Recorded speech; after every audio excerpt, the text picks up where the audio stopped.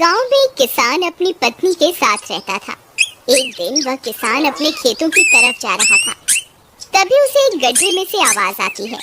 अरे ये कैसी आवाज है? लगता है कोई कुत्ते का बच्चा है जो मुसीबत में है। मुझे इसे बचाना होगा, नहीं तो ये मर जाएगा। फिर वह गड्ढे में झांक कर देखता है तो उसे वहाँ एक छोटा सा कुत्ते का बच्चा दिखाई देता है। वह उसे देखकर दंग रह जाता है। उसका रंग नीला होता है। ये तो कोई कुत्ते का बच्चा लगता है, लेकिन ये तो नीले रंग का है। मैंने तो इससे पहले कभी भी नीले रंग का कुत्ता नहीं देखा। इसे घर ले चलता हूँ, सुमन तो इसे देखकर बहुत खुश हो जाएगी। फिर वह किसान उस बच्चे को निकालता है और अपने साथ लेकर घर की ओर चल देता है। अरे सुमन, जल्दी बाहर आओ, देखो मैं तुम्हारे लिए क्या लाया हूँ। तभी उसकी पत्नी बाहर आती है और कुत्ते के बच्चे को किसान के हाथ में देखकर चौंक जाती है। हाय, कितना प्यारा है! ये तो नीले रंग का है। अजी, आपको कहाँ से मिला? क्या मैं इसे अपने साथ रख सकती हूँ? मुझे बचपन से एक कुत्ते के बच्चे को पालने का बहुत शौक था। हाँ हाँ, क्यों नहीं, मैं इसे तुम्हारे लिए ही तो लाया हूँ। लेकिन ये आपको मिला कहाँ से? मैं खेत की तरफ जा रहा था, तभी अचानक गड्ढे से इसके रोने की आवाज आई। मैंने झांक कर देखा तो मुझे ये उसमें पड़ा हुआ मिला। ये जरूर भूखा होगा, तुम इसे कुछ खाने को दे दो। इतना बोलकर किसान वहाँ से चला जाता है। फिर सुमन उसकी खूब देखभाल करती है। वह दिन भर उसके साथ खेलता कूदता है। सुमन भी उसे पाकर बहुत खुश थी। वह कुत्ता पूरे गांव में आकर्षण का केंद्र था। वह जब भी गांव में घूमने निकलता, सारे गांव वालों की नजर उसी पर टिक जाती थी, क्योंकि किसी ने भी नीले रंग का कुत्ता पहले अपनी जिंदगी में कभी भी नहीं देखा था। अरे हरिया, देख तो, ये उसी किसान का पिल्ला है। तूने कभी नीले रंग का कुत्ता देखा है क्या? नहीं भाई, मैंने तो पहली बार ऐसा कुत्ता देखा है। लेकिन ये इस किसान को मिला कहाँ से? इतना अनोखा कुत्ता खरीदने की हैसियत तो इस किसान की है नहीं। अरे भाई, इससे तो ये किसी गड्ढे में पड़ा हुआ मिला था। मुझे तो लगता है जरूर ही ये कोई जादुई कुत्ता है। तुम्हें क्या लगता है, बाजार में इसकी क्या कीमत होगी? भाई, ये तो नायाब चीज है, ये तो अनमोल होगा। इसके हमें मुंह मांगे पैसे मिलेंगे।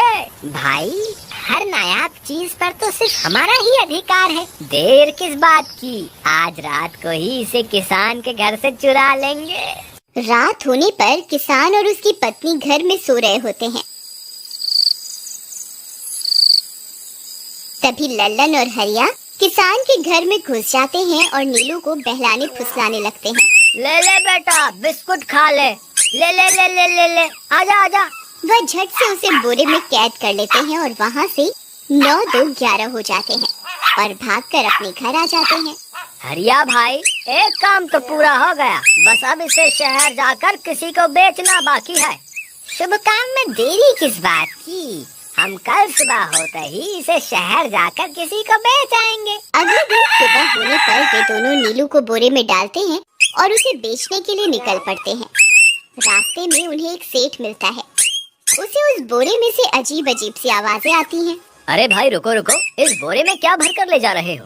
भाई, ये एक जादुई कुत्ता है। ऐसा कुत्ता पूरी दुनिया में केवल एक ही है। ऐसा कैसे हो सकता है भाई? जरा मुझे भी तो दिखाओ। वह सेठ नीलू को देखकर चौंक जाता है। तुम्हें इसके लिए 100 सोने की मुद्राएं देनी होंगी। ठीक है, मुझे मंजूर है। लो, ये लो तुम्हारी 100 मुद्राएं। आज से ये कुत्ता मेरा हुआ। वहीं दूसरी तरफ नीलू को घर में ना पाकर सुमन और किसान परेशान हो जाते हैं। सुमन का रो रो कर बुरा हाल हो जाता है। नीलू, तुम कहाँ चले गए? तुम्हारे बिना मैं कैसे जीऊंगी? वापस आ जाओ ना नीलू। अजी, मेरे नीलू को कहीं से भी ढूंढ कर लाइए। जब तक वो वापस नहीं आएगा, मैं खाना नहीं खाऊंगी। ठीक है, तुम रोना बंद करो, मैं उसे ढूंढ कर लाता हूँ। फिर किसान गांव में लोगों से नीलू के बारे में पूछता है। अरे भाई, मैंने तुम्हारे कुत्ते को देखा था। वो लल्लन और हरिया तुम्हारे घर से बोरे में किसी को भरकर ले जा रहे थे। वो अवश्य ही तुम्हारा कुत्ता होगा। फिर किसान भागता हुआ लल्लन के घर जाता है। लल्लन, मुझे पता चल गया है, तुम्ही ने मेरे नीलू को चुराया है। उसे अभी के अभी वापस लौटा दो, नहीं तो मुखिया से कहकर तुम्हें कड़ी से कड़ी सजा दिलवाऊंगा। अरे हरिया भाई, इसे कैसे पता चल गया? मुझे लगता है किसी ने हमें उसे चुराते हुए देख लिया होगा। मुझे अभी के अभी मेरा कुत्ता वापस करो, नहीं तो अच्छा नहीं होगा। भाई तुम्हारे कुत्ते को तो हमने 100 मुद्राओं में बेच दिया, अब तुम चाहो तो सारी मुद्राएं रख लो और हमें छोड़ दो। नहीं नहीं, मुझे मेरा कुत्ता ही चाहिए। तुम्हारे पास कल सुबह तक का वक्त है, कैसे भी करके उस व्यापारी को ढूंढो और मुझे मेरा कुत्ता वापस ला कर दो, नहीं तो जेल जाने के लिए तैयार हो जाओ। इतना बोलकर किसान वहाँ से चला जाता है। अरे मर गए रे, अब क्या करें, ये तो थानेदार की धमकी देकर गया है। लल्लन भाई, मुझे जेल नहीं जाना, कुछ करो ना। अरे अब क्या होगा, चलो उस सेठ को ढूंढते हैं, उसे उसके सारे पैसे लौटाकर उस कुत्ते को वापस ले लेंगे। वे दोनों उस सेठ की तलाश में निकल पड़ते हैं, लेकिन बहुत देर तक ढूंढने पर भी उन्हें वह सेठ नहीं मिलता। लल्लन भाई, यहाँ तो उस सेठ का कोई नामो निशान ही नहीं है, न जाने अब तक कहाँ निकल गया होगा। अब क्या करें, हमारे पास कल सुबह तक का ही वक्त है। अरे आर्या, वो देख, ये तो बिल्कुल किसान के कुत्ते जैसा ही लग रहा है। तुम्हारी आंखों में मोतियाबिंद हो गया है क्या बेवकूफ? किसान का कुत्ता नीले रंग का था और ये तो भूरे रंग का है। क्या तुम्हें नीले और भूरे रंग में फर्क दिखाई नहीं देता? अरे तो क्या हुआ, अगर हम इसे नीले रंग से रंग दें तो उसके बाद ये हूबहू नीलू जैसा ही दिखेगा। बात तो तुम सही कहते हो भाई। चलो फिर देर किस बात की, अभी इसे पकड़ते हैं। फिर वे दोनों उस कुत्ते को पकड़कर अपने घर ले जाते हैं और नीले रंग का पानी घोलकर उसे उसमें डुबो कर उसका रंग भी नीला कर देते हैं। अरे भाई हरिया, ये तो बिल्कुल नीलू जैसा ही दिख रहा है।